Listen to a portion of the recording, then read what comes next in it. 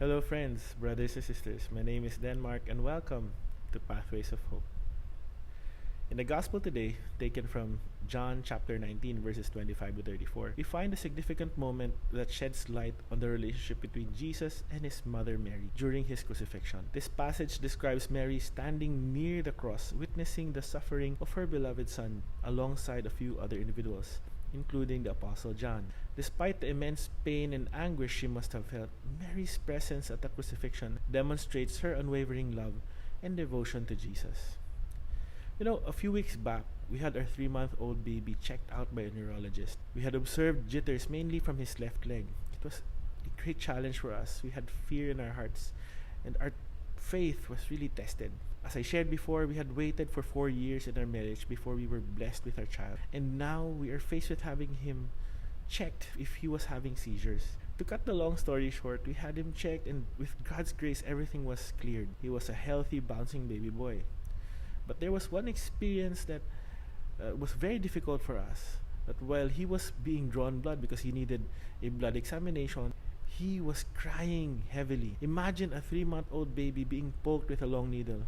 I remember it vividly. The medical technician drawing his blood was having a hard time.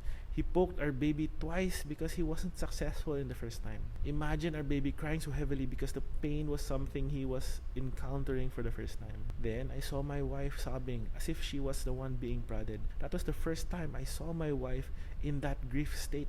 She can't do anything to help his son. She was so helpless. It's as if everything was crumbling all around her. The experience of my wife witnessing our baby in pain can somewhat be likened to Mary's experience of seeing Jesus being crucified. When a mother sees her baby in pain, whether it be due to illness, injury, or any form of suffering, her maternal instincts kick in, and she is filled with a profound sense of anguish.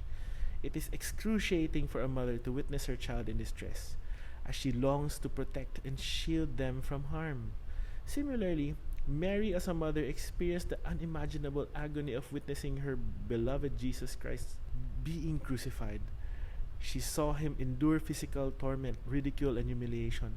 Mary's heart must have been torn apart, filled with grief and helplessness as she watched her son being crucified on the cross. In the midst of such suffering, Mary's faith remained resolute. Her trust in God's plan and her deep love for Jesus sustained her throughout the ordeal. She serves as an inspiring example of strength and faith in the face of unimaginable circumstances. Standing firm and being courageous in the midst of trials like Mary did when she witnessed Jesus being crucified requires drawing strength from our faith and relying on the support of God in our community. Here are some ways we can emulate Mary's example on drawing strength despite the challenging circumstances that we are facing. First, deepen our faith. Strengthening our relationship with God through prayer, meditation, and studying the scripture can provide us with the spiritual foundation and resilience needed during trials.